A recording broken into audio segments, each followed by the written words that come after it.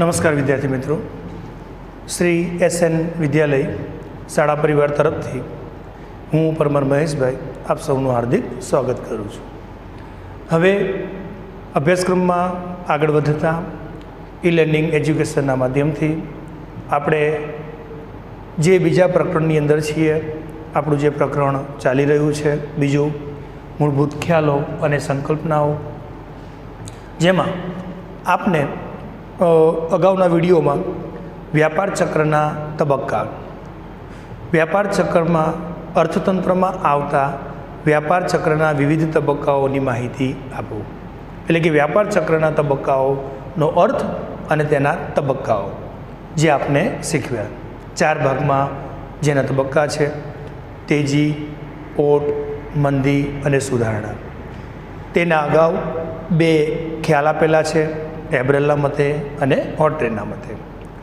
હવે ત્યારબાદ આજે આપણે 2 માર્ક્સ ઉપયોગી એવા ટૂંકા પ્રશ્નોની ચર્ચા કરવા જઈ રહ્યા છીએ અને એમાં 8મો પ્રશ્ન આપણો આવશે 2 માર્ક્સ ઉપયોગી એવા પ્રશ્નોમાં.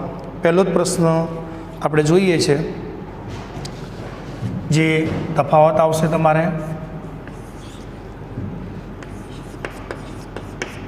ખાનગી વસ્તુ અને જાહેર વસ્તુના તફાવતના 2 મુદ્દા જણાવો. ઓકે, આવો પ્રશ્ન આપણે 2 માર્ક્સ ઉપયોગી બને. ઓકે, ખાનગી વસ્તુઓ અને જાહેર વસ્તુઓના તબક્કા એટલે કે એના તફાવતના મુદ્દા. 2 માર્ક્સ ઉપયોગી તફાવત છે. ખાનગી વસ્તુ શું છે અને જાહેર વસ્તુ શું છે? ઓકે, તો સૌ પ્રથમ પહેલું તો ખાનગી વસ્તુઓ અને બીજું જાહેર વસ્તુઓ. ઓકે, ખાનગી વસ્તુઓ બાજુ પહેલો પોઈન્ટ લખવાનો, જે ભૌતિક અને અભૌતિક વસ્તુઓ પર વ્યક્તિની માલિકી હોય તેવી વસ્તુઓને ખાનગી વસ્તુઓ કહીએ છીએ. એટલે એનો શું થઈ જશે? અર્થ થઈ જશે, એનો ખ્યાલ થઈ જશે. જે ભૌતિક અને અભૌતિક, ભૌતિક અને અભૌતિક એટલે શું? જોઈ શકાય તેવી અને ન જોઈ શકાય તેવી, જોઈ શકાય તેવી, સ્પર્શી શકાય તેવી વસ્તુઓ હોય, ચીજ વસ્તુઓ હોય. ઓકે, આપણા ઘરની વપરાશી, જોઈ શકો, સ્પર્શી શકો તેવી વસ્તુઓ, કોઈ પણ વસ્તુ તમે એ સમજી શકો છો. ટેબલ, ખુરશી, મેજ, પંખો, ટીવી, કોઈ પણ હોમ અપ્લાયન્સ, ગાડી, કાર, મોબાઈલ, આ ભૌતિક વસ્તુઓ કહેવાય. અભૌતિક વસ્તુઓ જે સેવા સ્વરૂપની છે. ઓકે, સરકારી જે સેવાઓ છે, ખાનગી એકમની જે સેવાઓ છે, પ્રાઇવેટ એકમોની જે સેવાઓ છે, એને અભૌતિક કહેવાય. વીજળીની સેવા, રેલવેની સેવા. તો અહીંયા તો ભૌતિક અને અભૌતિક શું છે એનો ખ્યાલ આપવા માટે આ વાત કરું છું. અને અર્થમાં આટલું જ લખવાનું છે, જે ભૌતિક અને અભૌતિક વસ્તુઓ પર વ્યક્તિની માલિકી હોય તેવી વસ્તુઓને ખાનગી વસ્તુઓ કહે છે. ઓકે, જે ભૌતિક જોઈ શકાય તેવી અને ન જોઈ શકાય તેવી વસ્તુઓ પર વ્યક્તિની માલિકી હોય. ઓકે, આપણી માલિકીનું મકાન, આપણી માલિકીની કાર, ઓકે, આપણી તમારું પર્સનલ બેંક અકાઉન્ટ. ઓકે, આ ભૌતિક અને અભૌતિક સ્વરૂપની જે ચીજ વસ્તુઓ છે તેને ખાનગી વસ્તુઓ કહે છે. એવી જ રીતે સામે તરફ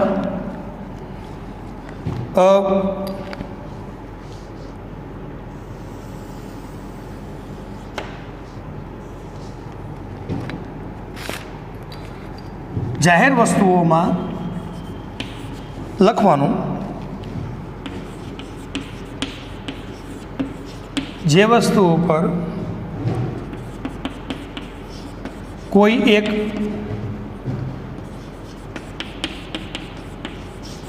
વ્યક્તિની નહીં પરંતુ સમગ્ર સમાજની માલિકી હોય તેવી વસ્તુઓને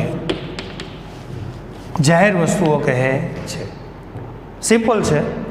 જે વસ્તુઓ પર કોઈ એક વ્યક્તિની નહીં પરંતુ સમગ્ર સમાજની માલિકી હોય તેવી વસ્તુઓને જાહેર વસ્તુઓ કે જાહેર સેવાઓ કહીએ છીએ. જેમ કે railway station, ST station, okay, state transport station, PGVCL, બેન્કો, ઉર્જા, સંરક્ષણ, માર્ગ, પાણી, વાહન વ્યવહાર, આ બધી જાહેર વસ્તુઓ છે. સમગ્ર સમાજ, સમગ્ર દેશ, સમગ્ર નાગરિકોના સંદર્ભમાં જેનો ઉપયોગ થતો હોય, ઓકે, અને જે સેવા પૂરી પાડતી હોય, જે વસ્તુ ઉપર કોઈ એક વ્યક્તિની નહીં પરંતુ સમગ્ર સમાજની માલિકી હોય તેવી વસ્તુઓ એટલે કે જાહેર વસ્તુઓ. અને જે ભૌતિક અને અભૌતિક વસ્તુઓ પર કોઈ વ્યક્તિની માલિકી હોય, ઓકે, આપણે કીધું ને, આપણું પોતાની માલિકીનું ઘર, આપણી ગાડી, ઓકે, આપણી વસ્તુઓ, તમારું બાઇક, તમારો ફોન, ઓકે, તમારી વપરાશી વસ્તુઓ, ખાનગી વસ્તુઓ, અને સમગ્ર સમાજની માલિકી ધરાવતી હોય તેવી વસ્તુઓ એટલે કે જાહેર વસ્તુઓ. તો પહેલા પોઈન્ટમાં બંનેનો શું થઈ જશે? ખ્યાલ થઈ જશે. પછી બીજામાં ઉદાહરણ, બીજા પોઈન્ટે એની અંદર, એટલે કે એમાં જ એમાં લખશો તો પણ ચાલશે. દાખલા તરીકે મકાન, ખેતર,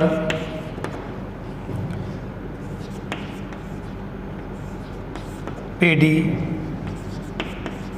વાહનો વગેરે, ઓકે, તમારી માલિકીનું હોય, વ્યક્તિની માલિકીનું હોય તેવી વસ્તુ એટલે એને શું કહીશું? ખાનગી વસ્તુ. સામે તરફ ઉદાહરણમાં લખવાનું રેલવે, જાહેર રસ્તાઓ, ઓકે, બ્રિજ, ડેમ વગેરે. આ જાહેર સંપત્તિની વસ્તુઓ છે જેનો સમગ્ર નાગરિકો માટે ઉપયોગિતા મૂલ્ય હોય છે. દરેક વ્યક્તિએ જેનો ઉપયોગ કરી શકે તેવી. રેલવે, જાહેર રસ્તાઓ, બ્રિજ, ડેમ. સિમ્પલ.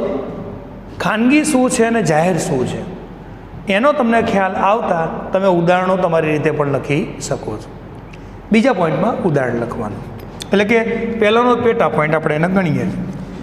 અને હવે બીજો ક્રમ આપીએ ખાનગી વસ્તુઓને. ખાનગી વસ્તુનો ઉપયોગ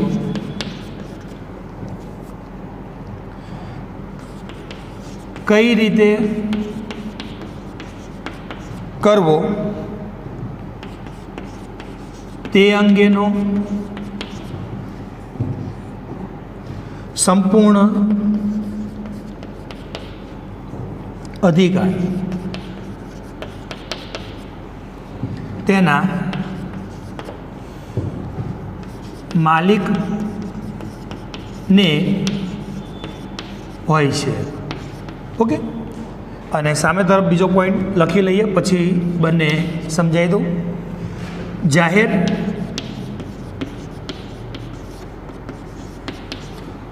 વસ્તુઓનો ઉપયોગ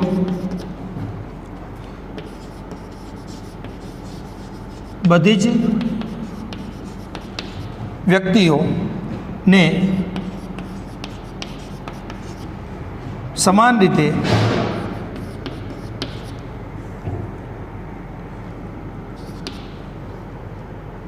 કરવાનો અધિકાર હોય છે. ઓકે, ખાનગી બાજુ બીજો પોઈન્ટ લખવાનો, ખાનગી વસ્તુઓનો ઉપયોગ કઈ રીતે કરવો તે અંગેનો સંપૂર્ણ અધિકાર તેના માલિકને હોય છે. સિમ્પલ વસ્તુ છે, તમારી માલિકીનું, તમારા પપ્પાની માલિકીનું ઓકે વાહન, તમારો ફોન, તમારા ઘરની અંદરના કમ્પ્યુટર, તમારું પર્સનલ પીસી, ઓકે, તમારું ટીવી, આનો ઉપયોગ તમારે કેમ કરવો એનો અધિકાર તમારા એકલા પાસે છે. ઓકે, કારણ કે તમારી વસાયેલી તે વસ્તુ છે. જ્યારે સામે તરફ જાહેર વસ્તુ બાજુ બીજા પોઈન્ટમાં જાહેર વસ્તુનો ઉપયોગ બધી જ વ્યક્તિઓને સમાન રીતે કરવાનો અધિકાર હોય છે. રેલવેની સેવાનો ઉપયોગ, વીજળીની સેવાનો ઉપયોગ, પાણી પુરવઠાની સેવાનો ઉપયોગ, એસટી, બેંક, તાર ટપાલ, આ બધી જાહેર સેવાનો ઉપયોગ દરેક વ્યક્તિને કરવાનો હોય છે. ઓકે, અને એનો અધિકાર દરેક વ્યક્તિ પાસે રહેલો છે. તો સિમ્પલ એવો આ તફાવત છે મિત્રો. ઓકે, એક વખત ધ્યાનપૂર્વક એને સમજી લેશો એટલે તમને એના બંને મુદ્દા આવડે એવા છે. 2 માર્ક્સ ઉપયોગી એવો તફાવત છે. ખાનગી વસ્તુ અને જાહેર વસ્તુના તફાવતના 2 મુદ્દા જણાવો. ઉદાહરણ એ પહેલાંનો પેટા પોઈન્ટ ગણીએ છીએ, એને ક્રમ આપવાનો નહીં. ખાનગી વસ્તુઓ શું છે અને જાહેર વસ્તુઓ શું છે? ઓકે, જે ભૌતિક અને અભૌતિક વસ્તુઓ પર વ્યક્તિની માલિકી હોય તેવી વસ્તુઓ એટલે ખાનગી વસ્તુઓ. એના ઉદાહરણમાં આપ બીજી અન્ય કંઈ પણ લખી શકો છો. આનું લખો તો પણ ચાલે. મકાન, ખેતર, કાર, બાઇક, કમ્પ્યુટર, ઓકે, પેઢી, વાહનો વગેરે. સામે તરફ ઉદાહરણમાં રેલવે, જાહેર રસ્તાઓ, બ્રિજ, ડેમ વગેરે. ઓકે, બીજા પોઈન્ટમાં ખાનગી વસ્તુનો ઉપયોગ કઈ રીતે કરવો તેનો સંપૂર્ણ અધિકાર જે તે વ્યક્તિ ઉપર રહેલો હોય છે. અને એવી જ રીતે બીજો પોઈન્ટ જાહેર બાજુ, જાહેર વસ્તુઓનો ઉપયોગ બધી જ વ્યક્તિઓને સમાન રીતે કરવાનો અધિકાર છે. ઓકે, તો 2 મુદ્દા તફાવતના આવી રીતે લખો છો. અહીંયા આપણો આ પ્રશ્ન 8 ખાનગી વસ્તુ અને જાહેર વસ્તુઓ પૂર્ણ થાય છે, જે 2 માર્ક્સ ઉપયોગી પ્રશ્ન છે. ત્યારબાદ આગલા ક્રમે હવે પ્રશ્ન જોઈએ છે. ઓકે, વસ્તુઓ અને સેવાઓનો અર્થ ઉદાહરણ આપી સમજાવો. ઓકે, વસ્તુઓ અને સેવાઓ.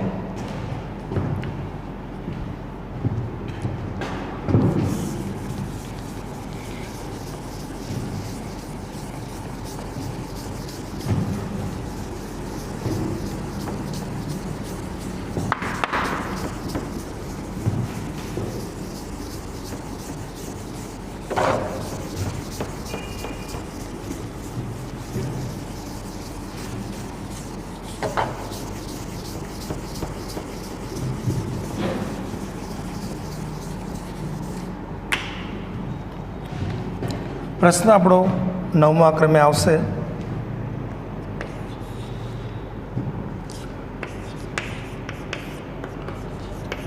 વસ્તુઓ અને સેવાઓનો અર્થ ઉદાહરણ સાથે સમજાવો. ઓકે, એવો પણ 2 માર્ક્સ ઉપયોગી પ્રશ્ન છે. સૌ પ્રથમ આપણે જોઈશું વસ્તુઓ.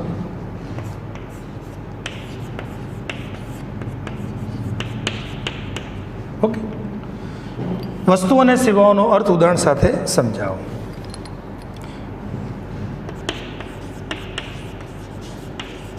માનવીની જરૂરિયાતોને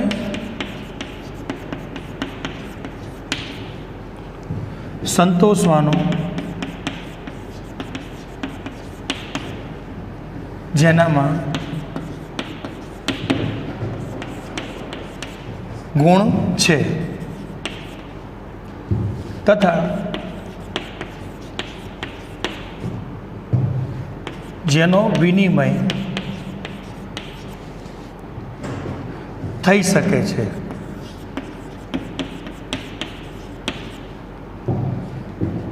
તેને વસ્તુઓ કહે છે. ઓકે,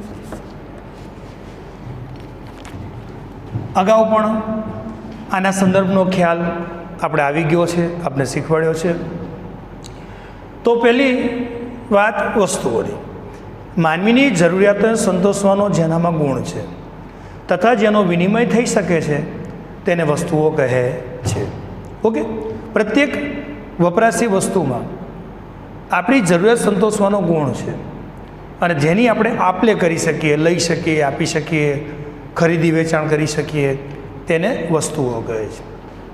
તો સામાન્ય વસ્તુઓનો અર્થ છે જે હેતુલક્ષી માટે પણ આપને પૂછી શકાય. માનવીની જરૂરિયાતોને સંતોષવાનો જેનામાં ગુણ છે તથા જેનો વિનિમય થઈ શકે છે. ઓકે, વિનિમય એટલે આપ-લે, ખરીદવું, વેચવું, મેળવવું, આપવું એટલે વિનિમય. વિનિમય થઈ શકે છે તેને તે વસ્તુઓ કહે છે. ઓકે, ઉદાહરણમાં આપ લખો છો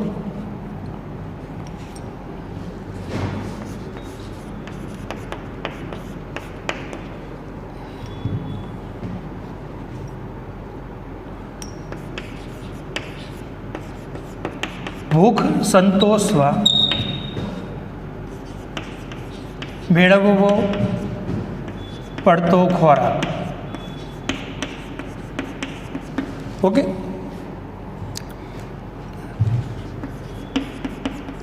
મકાન, ટીવી વગેરે આ બધી વસ્તુઓ છે જે આપણી વપરાશમાં આવતી હોય છે. ભૂખ સંતોષવા માટે ખોરાક, કપડાં, બીમારી સંદર્ભે દવાઓ, આપણું મકાન, ટીવી આ બધી શું છે? વસ્તુઓ છે. તો એક એનો અર્થ અને એક એનું ઉદાહરણ લખવાનું છે. એવી જ રીતે હવે જોઈએ છે સેવાઓ.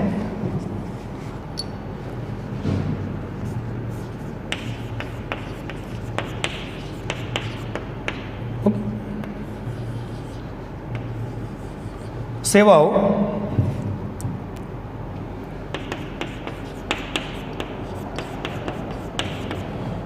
ભૌતિક ન હોય તેવી બાબતો એટલે કે અભૌતિક બાબતોને સેવાઓ તરીકે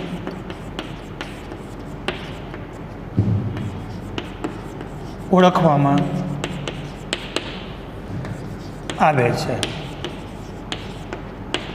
ઓકે, શું હમણાં જ આપને એક ખ્યાલમાં સમજાયું, અભૌતિક બાબતો, જોઈ ન શકાય, સ્પર્શી ન શકાય તેવી વસ્તુઓ એને અભૌતિક કહેવાય અને જોઈ શકાય, સ્પર્શી શકાય તેવી બાબતોને ભૌતિક. તો શું થઈ ગયું? તો કે વસ્તુઓ. આ શું થઈ જાય? તો કે સેવાઓ. સરકાર તરફથી આપણને મળતી સેવાઓ તે છે અભૌતિક બાબતમાં એનો ઉલ્લેખ થાય. ઓકે, રેલવે સ્ટેશન, તાર ટપાલ, બેંક, વીમો, ઉર્જા, શિક્ષણ, સંરક્ષણ આ બધી સેવાઓ કહેવાય અને તેનો ઉલ્લેખ અભૌતિક બાબતોમાં થાય. તો તમને એક એવો પ્રશ્ન થાય કે સાહેબ રેલવે સ્ટેશન કે રેલવે જંક્શન એને તો આપણે જોઈ શકીએ છીએ, રેલવે ટ્રેક, રેલવે ગાડી, માલવાહક ટ્રેન, પેસેન્જર ટ્રેન, એના કર્મચારીગણ, એની ભૌતિક વસ્તુઓ, ભલે દરેક વસ્તુઓને તમે જોઈ શકો છો પણ એનો ઉલ્લેખ ભૌતિક ને અભૌતિક બાબતોમાં એનો ઉલ્લેખ અભૌતિક બાબતમાં થાય. સેવાઓનો ઉલ્લેખ અભૌતિક બાબતમાં થાય. સરકાર તરફથી, ખાનગી પેઢીઓ તરફથી, અન્ય કંપનીઓ તરફથી મળતી સેવાઓને અભૌતિક સ્વરૂપ એને આપવામાં આવે છે, એને અભૌતિક સ્વરૂપ કહેવાય. ઓકે, તો ભૌતિક ન હોય તેવી બાબતો એટલે કે અભૌતિક બાબતોને સેવાઓ તરીકે ઓળખવામાં આવે છે. ઓકે, બીજી વિશેલની સેવા, તાર ટપાલની સેવા, બેંકની સેવા, શિક્ષણની સેવા, આરોગ્યની સેવા, સેવાઓનો ઉલ્લેખ અભૌતિક બાબતોમાં થાય. ઓકે, અને એના ઉદાહરણમાં લખાય ડૉક્ટરની સેવા, નર્સની સેવા, વકીલની સલાહ. આ અભૌતિક બાબતોમાં એનો ઉલ્લેખ થાય. ડૉક્ટરની સેવા કહેવાય, નર્સની સેવા કહેવાય, વકીલની સલાહ, ચાર્ટર્ડ એકાઉન્ટન્ટની સેવા એ અભૌતિક બાબતોમાં આવે. ઓકે, એટલે સામાન્ય આ બંનેનો ખ્યાલ અને બંનેના ઉદાહરણ આપવાના છે. વસ્તુઓ અને સેવાઓનો અર્થ ઉદાહરણ સાથે સમજાવો. વસ્તુઓ માનવીની જરૂરિયાતોને સંતોષોનો જેનામાં ગુણ છે અને જેનો વિનિમય થઈ શકે છે તેને વસ્તુઓ કહીએ છીએ.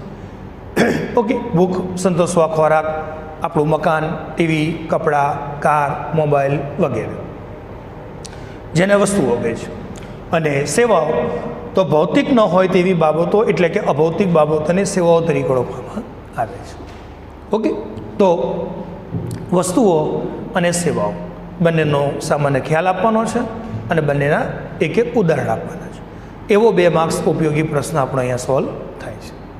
અને હવે ત્યારબાદ આપણે 10મા ક્રમે પ્રશ્ન જોઈએ છીએ.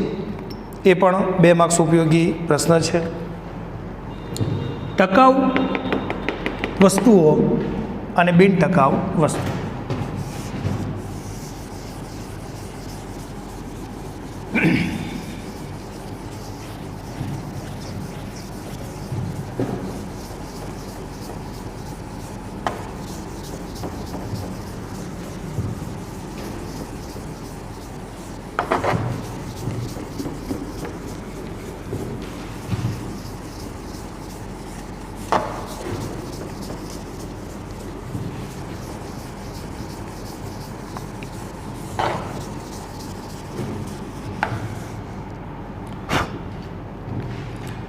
પ્રશ્ન ક્રમ આપણો આવશે 10.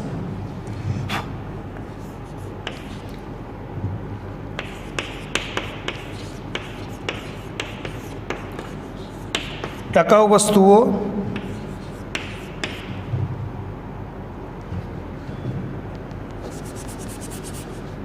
ટકાઉ વસ્તુઓનો અર્થ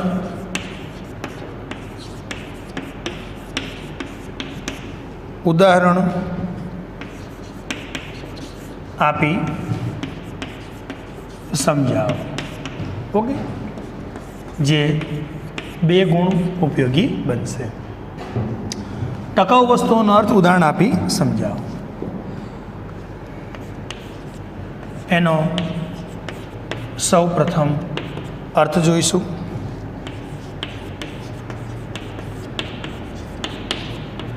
જે વસ્તુઓ લાંબા સમય સુધી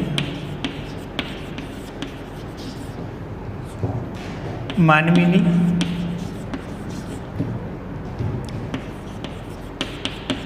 જરૂરિયાતોને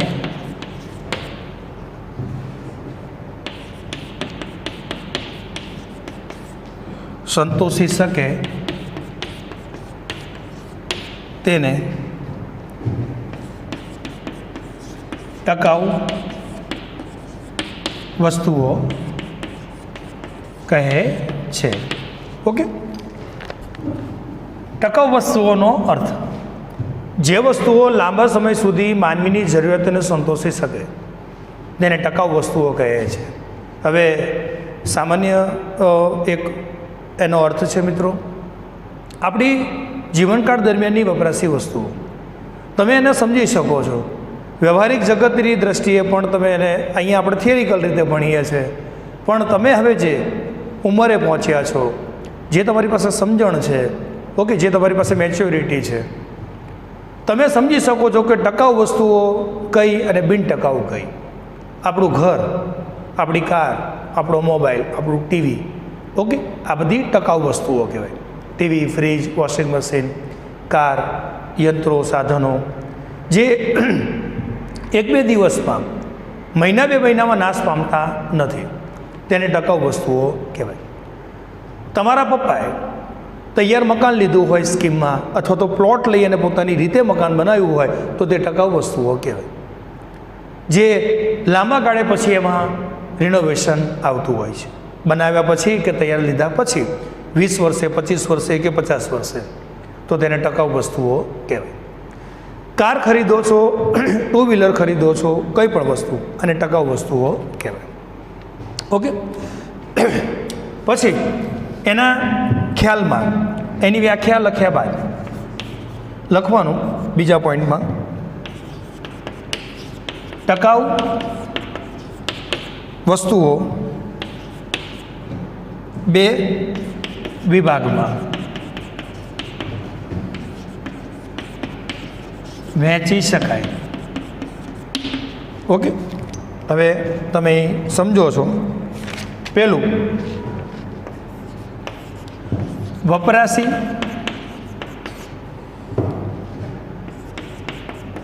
ટકાઉ વસ્તુ. ઓકે, અને બીજું ઉત્પાદક ટકાઉ વસ્તુ. ઓકે, કેટલા ભાગમાં એને ભાગ ડિવાઈડ કરી છે? બે. વપરાશી ટકાઉ વસ્તુઓ, જે હમણાં આપણે કીધું કે આપણા પ્રત્યક્ષ વપરાશમાં આવતી હોય તેવી વસ્તુઓ. તમારા કપડાં, તમારા ચોપડા, કેલ્ક્યુલેટર, સ્ટેશનરી. ઓકે, તમારા બૂટ, તમારી ઘડિયાળ, ગોગલ્સ, કેપ, આ તમારી વપરાશી વસ્તુઓ છે. ઓકે, અને એમાં ટકાઉ સંદર્ભે લખવાનું હોય તો મકાન, ટીવી, ફ્રીજ, કાર, આ વપરાશી ટકાઉ વસ્તુઓ કહેવાય. અને બીજું ઉત્પાદક ટકાઉ વસ્તુઓ. કયું? તો યંત્રો, ઓજારો, કારખાનાનું એમ કે મકાન, સાધન સામગ્રીઓ. આને ઉત્પાદક ટકાઉ વપરાશી વસ્તુઓ કહેવાય, જે ઉત્પાદન પ્રક્રિયામાં સામેલ હોય છે. મશીનરીઓ, સાધનો, ઓકે, યંત્રો કે ઓજારો. માનો કે ખેતીના કામકાજ માટે ટ્રેક્ટર, ટ્રેલર, થ્રેસર. ઓકે, જે પણ કાંઈ ખેતીના જે આ ઓજારો છે એ ઉત્પાદક વસ્તુઓ છે. અને કેવી? તો કે ટકાઉ વસ્તુઓ છે. ખેતીના ઉત્પાદન કાર્યમાં જેનો ઉપયોગ થાય. એવી જ રીતે કોઈ કારખાનું, કાપડ ઉત્પાદન કરતી મિલ, ઇલેક્ટ્રોનિક્સની વસ્તુઓ ઉત્પાદન કરતું એકમ, અને એમાં જે મશીનરીઓ હોય તે ઉત્પાદક ટકાઉ વપરાશી વસ્તુઓ કહેવાય. અને વપરાશી ટકાઉ વસ્તુઓમાં મકાન, ટીવી, ફ્રીજ, આપણો જે પ્રત્યક્ષ આપણે જેનો ઉપયોગ કરીએ છીએ તે. ઓકે, તો સિમ્પલ બાબત છે. 2 માર્ક્સ ઉપયોગી એવો પ્રશ્ન છે. ટકાઉ વસ્તુઓનો અર્થ ઉદાહરણ આપી સમજાવો. તો પહેલાં એનો અર્થ લખવાનો છે. આપને એના ઉદાહરણ સાથેનો ખ્યાલ સમજાણો હશે. વ્યાખ્યામાં લખવાનું છે. જે વસ્તુઓ લાંબા સમય સુધી માનવીની જરૂરિયાતોને સંતોષી શકે તેવી વસ્તુઓને ટકાઉ વસ્તુઓ કહે છે. અને ટકાઉ વસ્તુઓને કેટલા ભાગમાં ડિવાઈડ કરવાની છે? 2 ભાગમાં. પહેલું તો કે વપરાશી ટકાઉ વસ્તુઓ, જેમાં ઉદાહરણ જ લખી દેવાનું છે, મકાન, ટીવી, ફ્રીજ વગેરે વસ્તુઓ. અને ઉત્પાદક ટકાઉ વસ્તુઓમાં યંત્રો, ઓજારો, મશીનરીઓ, સાધન સામગ્રી વગેરે. ઓકે, તો ટકાઉ વસ્તુઓને આવી રીતે સમજાવીએ છીએ. અને ત્યારબાદ 11મા ક્રમનો 2 માર્ક્સ ઉપયોગી આ પાઠમાં આપણો છેલ્લો પ્રશ્ન રહે છે. ઓકે, અને જે પ્રશ્ન આપણો આવશે, અર્થતંત્રમાં કઈ વસ્તુઓને વપરાશી વસ્તુઓ તરીકે ઓળખવામાં આવે છે? આના સંદર્ભનો જ એની જેવો જ લાગશે પ્રશ્ન આપને. એટલે 11મા ક્રમનો 2 માર્ક્સ ઉપયોગી આ પાઠમાં છેલ્લો પ્રશ્ન, જેની આપણે વાત કરીએ છીએ.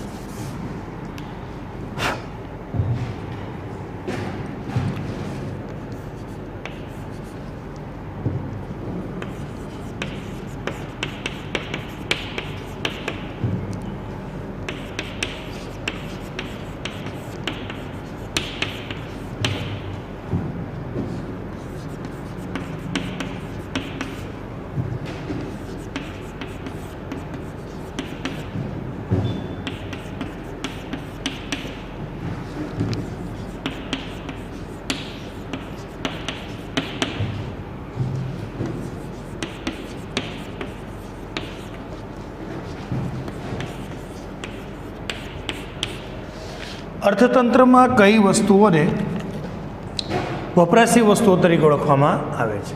જે 2 માર્ક્સ ઉપયોગી પ્રશ્ન બનશે. ઓકે, પહેલાં જ પોઈન્ટમાં યાદ રાખશો, જે ચીજ વસ્તુઓ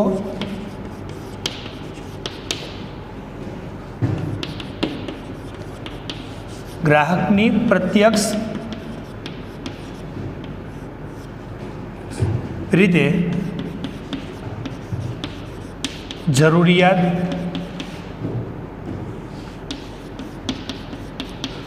સંતોષે છે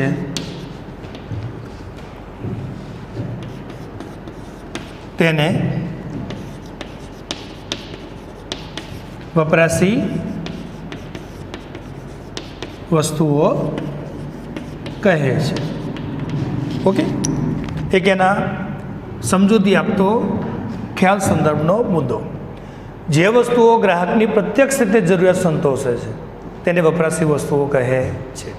ઓકે, આપણી પર્સનલ ઉપયોગી વસ્તુઓ, આપણી જીવનકાળ દરમિયાનની વપરાશી વસ્તુઓ, આપણો જે પ્રત્યક્ષ સંતોષનો ગુણ ધરાવતી જે ચીજ વસ્તુઓ છે, જે ચીજ વસ્તુઓ ગ્રાહકની પ્રત્યક્ષ રીતે જરૂરિયાત સંતોષે છે તેને વપરાશી વસ્તુઓ કહે છે. ઓકે, બીજા પોઈન્ટની અંદર ઉદાહરણ લખશો. ઉદાહરણમાં તમે શું લખશો? ખોરાક, કપડાં, આપણી વપરાશી વસ્તુઓ છે, આપણી જીવનકાળ દરમિયાનની આપણી પર્સનલ. ઓકે, ખોરાક, કપડાં, બૂટ ચપ્પલ, દવાઓ, આ બધી આપણી વપરાશી વસ્તુઓ છે. એમાં ઉદાહરણ પછી બીજા 2 પોઈન્ટ નંબર આપીને લખવાના. પહેલા પોઈન્ટમાં લખવાનું એક વખત વાપરી શકાતી વપરાશી વસ્તુ અથવા નાશવંત વસ્તુઓ. એક જ વખત જેનો ઉપયોગ કરી શકાય તેવી વપરાશી અથવા તો નાશવંત વસ્તુઓમાં. તો એ તમે સમજી શકો કે નાશવંત વસ્તુઓમાં શું? તો કે ખાદ્ય પદાર્થની ચીજ વસ્તુઓ, ટૂથપેસ્ટ, શાકભાજી. ઓકે, ખાદ્ય પદાર્થની ચીજ વસ્તુઓ જેનો એકવાર વપરાશ કર્યા બાદ જે નાશ પામે છે. ઓકે, ખોરાક હોય, શાકભાજી હોય, દૂધ હોય, ફળ હોય, આ બધી વપરાશી વસ્તુઓ નાશવંત છે. અને બીજા પોઈન્ટમાં લખવાનું ટકાઉ વપરાશી વસ્તુઓ જેનો અમુક સમય સુધી વપરાશ કરી શકાય. ટકાઉ વપરાશી વસ્તુઓ જેને લાંબા સમય સુધી આપણે વાપરી શકીએ. અગાઉના જ પ્રશ્નમાં, આની અગાઉના પ્રશ્નમાં જે શીખવાડ્યું 10મા પ્રશ્નમાં, ટકાઉ વસ્તુઓનો અર્થ જેની અંદર આ બાબત આવી ગયેલી છે. ટકાઉ વપરાશી વસ્તુઓ અને ઉત્પાદક વપરાશી વસ્તુઓ. અહીંયા ટકાઉ વપરાશી વસ્તુઓ કે જેનો અમુક સમય સુધી આપણે જેનો વપરાશ કરી શકીએ. Car, mobile, TV, furniture, tools, ખુરશી.